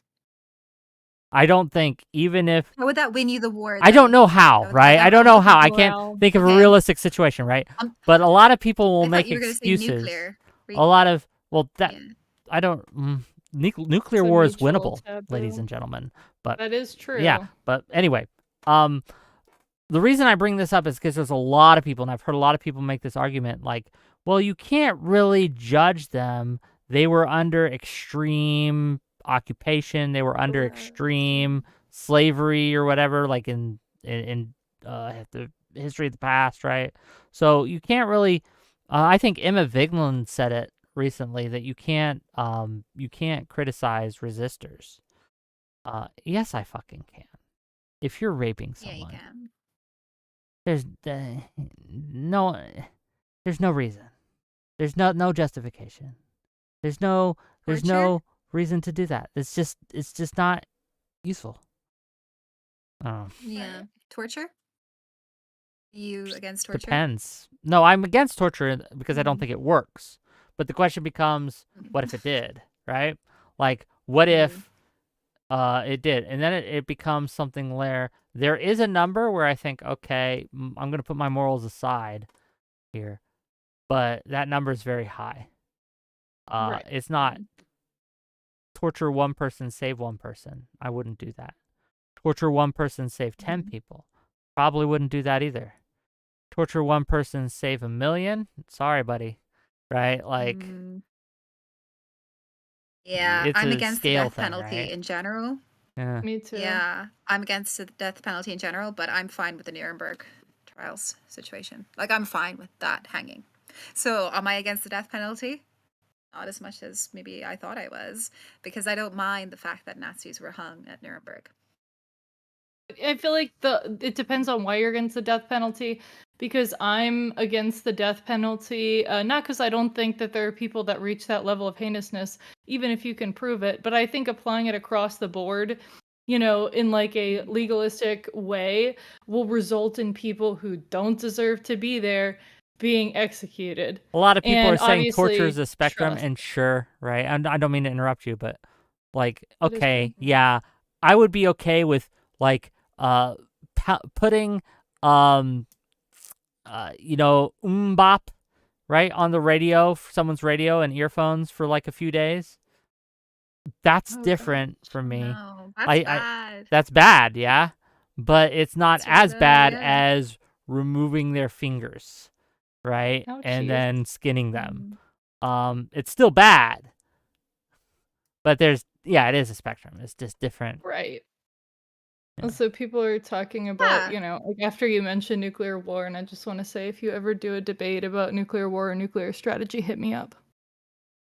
Anyways, You continue. got big nuclear plans? How to do nuclear war. I know a lot about nuclear strategy, but I'd like to think so, at least. It's really interesting. Yeah, Mm. I'd like to hear that. Now I am curious Yeah, too. well, I But mean, like anyway, go ahead. that's kind of the problem as well with conscription is that like we also have to be aware that a volunteer force might be a little bit more, I guess, accepting of not crossing moral lines, extrajudicial killings, treating people a little bit worse than usual, like seeing a lot of gruesome crime. I didn't read it out, but I have like a quote that I saw from an IDF soldier who killed himself because he went to Gaza and he couldn't deal because of what he saw. Now he didn't see any crime being done by the IDF. He just saw general war stuff, like he was in a war. Quite, and then he saw the war and he couldn't handle the war, I and got news for he you was about U.S. redeployed veteran back. suicide statistics, if you'd like. But Oh yeah. Oh yeah. So you also have to kind of Not be good. aware of, who you're protecting. You say you're protecting your people. Well, what about if you're the ones harming them enough for them to die in a self-inflicted way, in a moral injury way? The only way you can say it's okay, I think, is if it's voluntary. And I know US military soldiers go in thinking PTSD will never happen to them, or it's a myth, or it'll only happen in like the worst like crises. And then, stuff happens and they get it. But they did kind of at least have that warning and they signed up knowing it. And I think that's giving your mind away as well. You have to realize it's a mind and body thing as well. Brucro, DM me that. Is that a real thing? Brucro in chat, please DM me. Anyway, but no, to respond Right. to your point here, Maeve. Um, I again, you won't get any argument from me. Voluntary is better than conscription. If you can win with voluntary, great. But I do think that certain scenarios would call for conscription, and I think that that should be a arrow in the government's quiver. It should not be used lightly. It shouldn't be used unnecessarily, but it needs to be there because better to have the option than to have no option at all. Right. I actually have a postulation of something that I Please. just thought of. Do you think that potentially, right, if we did volunteer only, do you think that that might lead to a country that's more reliant on propaganda towards the military? Because if people can't, like, be compelled in a, like, 911 emergency, like, people are gonna die, we're getting invaded, then they're gonna need, like, people to want to do that, which is gonna lead to having to propagandize to get them to want to ahead of time. That's questionable to me. Absolutely. I'm like, ugh. Oh, absolutely. America already does it. Yeah. I mean, let's be real. Sorry. I actually respect America, by the way, before I say this. But the whole pledge allegiance to my flag in schools every day before class, or the whole kind of America is the greatest country on the earth and America's freedom is the freest country in the world, that's propaganda. It's telling people this is worth fighting for, and they're being hearing it over and over and over again. Grow up in Ireland and you learn about our rebellion, our history. You learn about how strong we are, how fierce we fought against the British, how we could do it again, how you shouldn't mess with us, how we're a tough country. That's propaganda. Now it's true, it's a history, but it's the reiteration, it's the history being used. Now, is it bad? I don't mind it sometimes, but does it work to make you feel a little bit inspired to fight for your country? Absolutely. It's a You tool. know? It's a So tool there that is can be that. used by the Right. good people and it can be used by the bad people. I am okay when the good people use this tool. I am against the bad people using this tool. Oh, you can't pick it. I mean, look, I mean, what can you say? They do it better. this is just a thing, right? Like I do think that some countries are worth fighting for. Some countries aren't. Mm. Um, Right. Hitler, Germany, not worth fighting for. America, worth fighting for. I don't know. I like sometimes you can get into tough calls here, right? Like, Mm. but other times it's just pretty fucking clear. And I think again, Ukraine and Russia, that's pretty fucking clear, right? Like they're very complex ones, right? Like who's right in the Israel-Palestine conflict, right? They're still fighting about that, right? But when it comes to Ukraine and Russia, that's a totally different thing. Gang, I hate to interrupt you guys, and I hate to interrupt this topic, but we have some breaking news that I want to get to. The story has dropped that everyone was speculating about. Do you guys want to know it? Fake. I'll share my screen here so you guys can see it. Hold on. Ooh. We'll read. We'll see. You can hit that. Okay. You can hit that button there. Oh, just kidding. This is what we're talking about as far as the deepfake alleged. I can't think of anything else it would be. Donald Trump groped me in what felt like a twisted game with Jeffrey Epstein, former model alleges. Stacey Williams says the ex-president, whose spokesperson denied the allegations, touched her in an unwanted sexual way in 1993 after Epstein introduced them. Let's see. That's a claim, right? What evidence do they have? We're not just going to believe it just because we don't like Trump. Right. Let's look at the evidence. Let's see what they say. Former model, who says she met Donald Trump through the late sexual abuser Jeffrey Epstein, has accused the former president of groping and sexually touching her in an incident in Trump Tower in 1993, in what she believed was a twisted game between the two men. Stacey Williams, who worked as a professional model in the 90s, said she first met Trump in 92 at a Christmas party after being introduced to him by Epstein, who she believed was a good friend of the then New York real estate developer. Williams said Epstein was interested in her, and the two casually dated for a period of a few months. It became very clear then that he and Donald were really, really good friends and spent a lot of time together, Williams said. Some pictures. Okay. The alleged groping occurred some months later in the late winter or early spring of 93, when Epstein suggested during a walk that they were on that he and Williams stop by to visit Trump at Trump Tower. Epstein was later convicted on sex offenses and killed himself in prison in 2019. I like how they just throw that in there. It's kind of a, yeah, we get that, but I want to hear the evidence. I want to see the evidence. Obviously, firsthand account is evidence, but is there photos? Like, what's a deepfake? What's the deepfake everyone was saying was going to be a deepfake? Is it not that picture, the one with Epstein? No, I don't think so. No. Moments after they arrived, she alleges, Trump greeted Williams, pulled her towards him, and started groping her. She said he put his hands all over my breasts, as well as her waist and her buttocks. Buttocks. That's very British, I think, to say. Is it? Or it's Is like it? I don't know. It feels British. Formal. I don't know. I mean, this is like an article. I don't know if they're gonna say butt. Or dad ass. Yeah. Or dad ass. Yeah. They're gonna say dad ass in the car. Okay. She said she froze because she was deeply confused about what was happening. At the same time, she said she believed she saw the two men smiling at each other.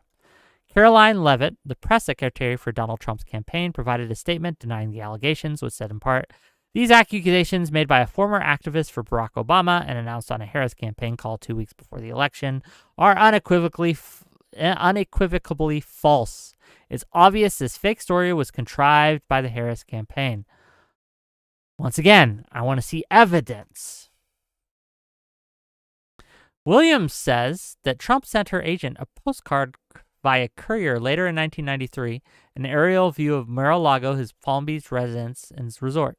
She shared it with The Guardian. In his handwriting, using what appears to be his usual black Sharpie, he wrote, "Stacey, you're home away from home. Love, Donald." This is the alleged postcard, okay? "Stacey, you're home away from home. Love, Donald. Palm Beach." It seems like the worst possible thing to be told by Donald Trump, but... That's evidence that they knew each other, right?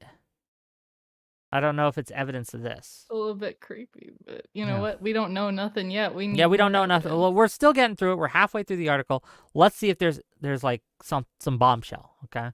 Because at this point, the accusation should be taken seriously, but we need to look at the evidence regarding it, right? Williams, who is 56 and a native of Pennsylvania, shared parts of her allegation on social media posts in the past, but revealed details about the alleged encounter on a call on Monday organized by a group called Survivors for Kamala, which supports Democratic presidential nominee. Is this the deepfake thing? If they say that this happened Monday, hold on. This might not be the thing. Hold on. Let me look. The Zoom call featured actress Ashley Judge, law professor and academic Anita Hill, among others. Survivors for Kamala also took out an ad in the New York Times this week, signed by 200 survivors of sexual and gender violence, which was meant to serve as a reminder that Trump has been found liable for sexual abuse in a court. But I'm gonna skip to evidence.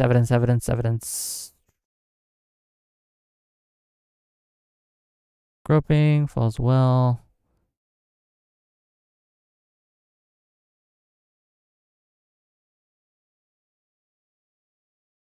Man, is this it?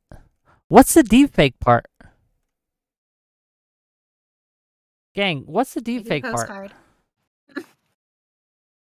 I don't know.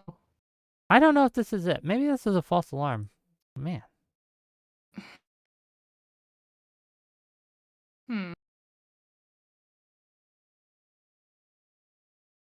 Right? I that don't know won't what the make a dent. deepfake would be.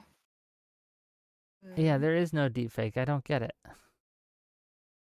And potentially, I feel There's like the that would be deepfake. like the worst thing to be like they're faking it. Oh my gosh, like thing for Trump. Yeah, no, if it's Trump possible that supporters are this was saying that, a. considering this isn't. Yeah, possible this is a wrong article, right? Or this isn't what's being referred to. It's very possible. Yeah, it kind of seems like a lot of Trump's, like, it's not like Trump would lose too many votes because he groped a woman after he's, groped a woman like a billion times. It seems, as far as media goes, we've had how many of these stories? I think if you're on the Trump train, I don't know if this is going to make you get off at the next station. No. Probably just keep you even more on. Okay. Ooh. Yeah, I mean. We'll have to see. Sorry. I thought, surely this was it. Surely this was going to be the deep fake that everyone was referring to, but I don't think it was. Now, that said, serious accusations should be looked into. I don't know, right? It's a he said, she said. I can't. What am I supposed to do here, right? Obviously, Right. I think Trump's a scumbag. I have no problem believing he did this. But what do we do, right? Like, what do we do with that? Like, fair enough. We can't convict anyone on that. And if you don't think Trump's that kind of person, then you're not going to be convinced by this, right? That's the problem, isn't it, yeah. though? It's not it's just the people who are convinced with Trump, they'll see this as even more like, conspiracy to keep him oppressed, It's just like, it seems like the this would not be something that they would be like, oh my gosh, we have to get ahead of this, saying shit's like deep fake. Like, Yeah, I don't think this is something that they would panic over, honestly. Different. I think maybe I still stand by my theory that I stated earlier, that perhaps they're talking about the deep fake as in like any statements he might have made. Yeah, and to be clear, like in this election I don't season, know. I just want to reiterate, in this election season, there have been deep fakes accusing people of crazy shit. The Walls accusations were entirely made up shit. Now, can I just also point out that the black insurrectionist, that's his name. Don't call me out for anything here. I'm just saying his name. Don't be weird.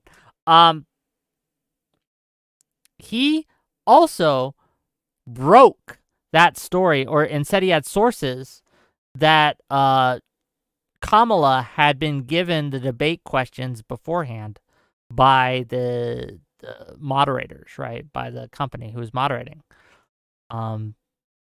Nothing ever came out about that. It seems to me like this black insurrectionist guy was just fucking lying the entire time about everything. And he was willing to make up, just make shit up and do deepfakes. So, yeah. And it seemed like the whole like thing about like she knew the questions was probably like the dumbest rumor that somebody could have come up with, considering it's like, wow, she knew they were going to ask about the economy and the border. Daring Yeah. choice, isn't Like, it? what? Like, it's not like Yeah, who would have they seen gave that coming? some esoteric shit. Like, come on. People You are do any asking, debate prep. There you Absolutely. go. yeah, people are asking which Walls stuff. Yeah. There was an accusation that he raped a Oh my child God. when he was a teacher. Basically, yeah, and the way that it came out, basically, like, I had said this in kind of like a little discussion with one of our Republican friends when this was going around. The way that he did this, the black insurrectionist guy, he tied this story that it seems like he wrote, about this is what happened to me in these emails, in a way that it would connect to things that are confirmed around it. Like, he was trying to cast out lines, like stuff like, oh, and then, and then we had a fight, and this was the night that he left mad and drunk and got the DUI. And oh, well, this was the year my parents were concerned. This was a time that he got, like, he had a meeting or discussion or got written up by the school board. And there is evidence for those two peripheral things, but neither of those mean that you molested a child. But And he's trying again, this to this guy grapple got on. caught So faking the clever. emails, right? Like the Right. emails were fake. They had And then he, cursors in them. yeah, and then he deep faked the Right. um the guy supposedly coming forward. Again, like The it just comes emails. out like there's no way to, like, everyone's just feels like they're just willing to lie, like, to get their political points across, Yeah. and there's no line that they won't cross. Well, Fortunate. not everyone. I don't think we should be too cruel on poor Matt Walsh. I don't think he's lying about people. I haven't caught him in a Matt lie about Walsh. like someone else. There was like that one thing. What's his name? Sorry, Tim Walsh. Tim Okay, I'm like Walsh. Matt Walsh. I'm not. Sorry. Yeah, Are sorry. we giving No, sympathy to Matt Walsh poor. here, or what are we Don't doing? be mean Oh, about Matt Walsh, okay? He be asks mean. questions that we all want to know, okay? Like, what is a Okay. woman? I'm still wondering the answer. No, he's a crazy. I hate him. But Tim Walsh is a nice Constantly guy, I think. jacking And I think the only time I JAQ. seen Tim Walsh, like, yeah. Yeah, Yeah, no, he's because I was just thinking, like, the chill only time I've guy. seen Tim Walsh lie was that China thing. Well, and it was like, I think people should be held accountable when they lie, and if you lie, it's bad, and that's one of the reasons it's bad is But it because wasn't no that one big a trusts deal. you. Further, if you're willing to lie about that, Yeah, what but else are you willing to lie about? politicians, what's that like old traditional thing of like, when do you know when a politician is lying? It's like when When they they're open their mouth. talking. Their Yeah. Like lips are that's been moving, around. right? Yeah, Yeah. like But yeah, Right. yeah. I do think I think we're reaching a new stage of it, though, where it's not just politicians who are it's doing this; Yeah. it's the people who support the politicians. They right. will In a book. Yeah. Sorry, go ahead. no, they will, rather than deal with the reality, they will make things up so that they can be right, so that they can be comfortable. And you see this happen all the time across the political spectrum. I'm not singling out any group here. But they'll do that. They'll just make shit up. And there's a market for it. Do you know how many people DM'd me about the Tim Walls molested a kid thing? Saying, oh my God, this is it. They're finally exposing him. This is what we've been waiting for. No, seriously, they're like, this has teeth. This looks real, right? These people, right, were just looking for a reason. Looking for a reason to think the worst of Walls. They were waiting for it. And black insurrectionists gave them a reason. None of the people who DM me, and I know who you are, and some of you watch my show, I mean, you DM me. None of you have walked this back in your DMs to me, by the way, right? None of you have DM'd me saying, oops, turns out I was fucking wrong. Just letting that lie. Anyway, carry on. Yeah. And the whole politicians lie thing, I kind of have like thought about that a lot. And I think that obviously the amount that politicians lie, I think, while it is, often, especially in the past, it has been kind of overstated for two main reasons. Number one, obviously lies are publicized when they're found out to a degree where everybody knows about them, which isn't necessarily a bad thing. And two, people don't understand how the government works, like how these machinations in the background work. So when something that a politician says that they're going to do doesn't happen, they're like, oh, boom, they were lying about it. They were never going to do this. They were lying. When it's like, okay, shit got caught up in Congress. They didn't have the numbers. They didn't have the support. The bill got new, didn't get through, right? Like, stuff like that, Supreme Court, and then they go, oh, well, they said they were going to accomplish this, but didn't. A liar. And it's like, I don't know if that's a lie. It is what it is, gang. Yeah, Go that's ahead. not fair. Yeah, that's not fair because it's like promising something that circumstances have made it impossible to do. It's like saying, I'll go get I'll go get milk in the shop later, and it snows and no one can leave their houses and I never get milk. I didn't lie. Like, Yeah, I think it's another problem called, like, kind of just the expectations that people have, as well as the expectations put on us by, people who do want to get elected. I think that there are different categories of things. People promise shit that they know is pie in the sky, never going to happen. 1000%. And that's way closer to a lie.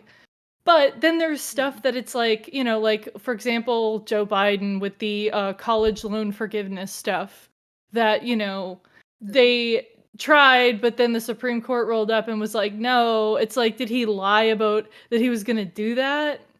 Not really, considering obviously there was an attempt made that could have succeeded but got hampered for another reason that, I don't think at the time when he first said it on the campaign trail, he thought, yeah, the Supreme Court is gonna do this, and this 100%. You know what I mean? Like, it's a spectrum of, absolutely. yeah, of lying True. to not understanding how government works and how things can get impeded. It is one of those things. Gang, we have had, I think, such a good discussion tonight.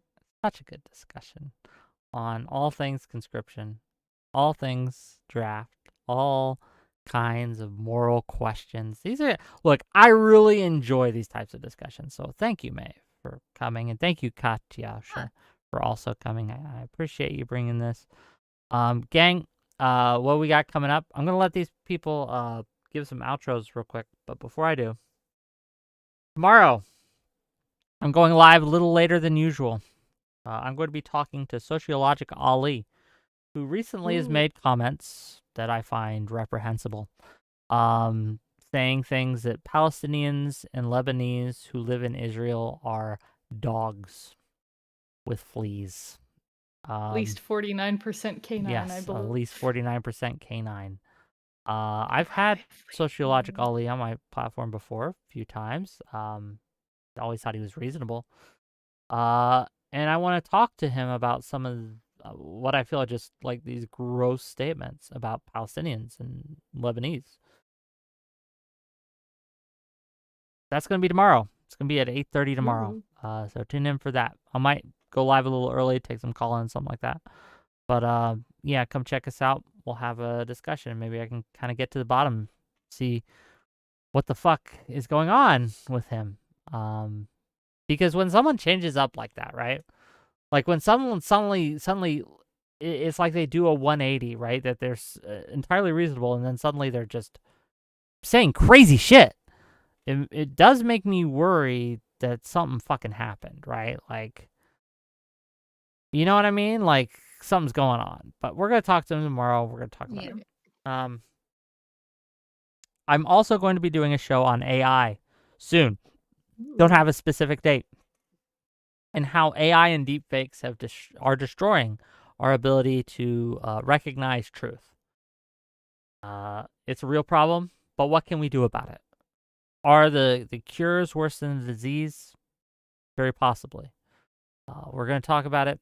I'll get you dates on that soon.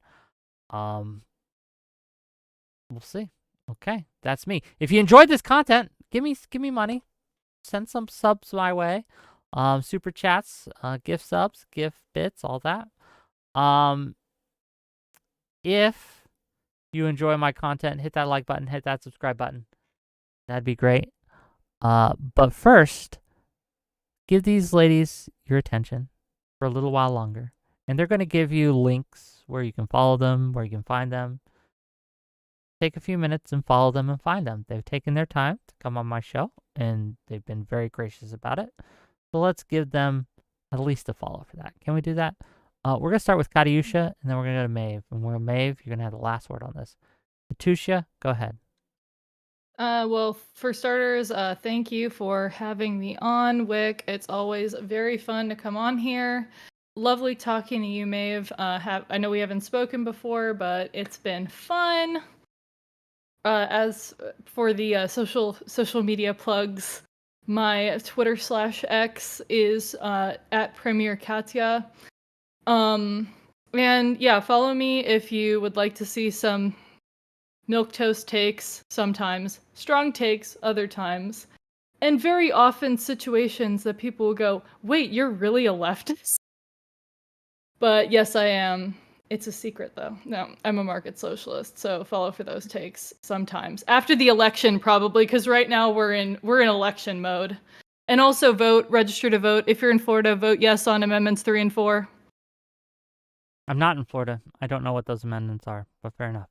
It's legal weed and abortion rights, so. Cool. Check them out, gang. Give her a follow. Thank you for being here. Really appreciate you.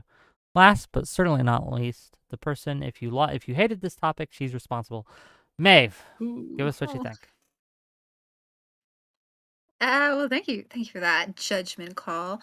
Yeah, no, thank you so much for doing this. And this was a nice discussion because it was my first kind of one talking about some politics. I usually do about gender and men and women, and this was talking about more like international relations, and I love that. Brings me back to my college days. But yeah, anyway, I've lost a lot of brain cells since then. Okay, yeah, you can follow me at Twitter at pmaeve, spelled MEADHBH. And if you can't remember that, I'm on the little tweet that Wick made about today's show as well. So yeah, you can feel free to follow me. And thank you so much, Wick, for doing this. And this was great. No, and great to talk to you as well, Katusha. I've been calling you Katia all night, but Katusha, sorry. Look, You know I can't what? pronounce Both of those are names. short for Katerina, which is like my actual name. So I don't know. Okay. Same thing. Fair enough. Okay, cool. Don't just dox yourself. We're still live, okay? But no, thank you for being here. On my Twitter. I don't know, right? Like, look, I don't. Okay. We're gonna. Anyways, I'll start reading out my credit card number. I'll see you guys tomorrow. I love you all, and yeah, bye bye everyone. Bye bye. Bye. Bye.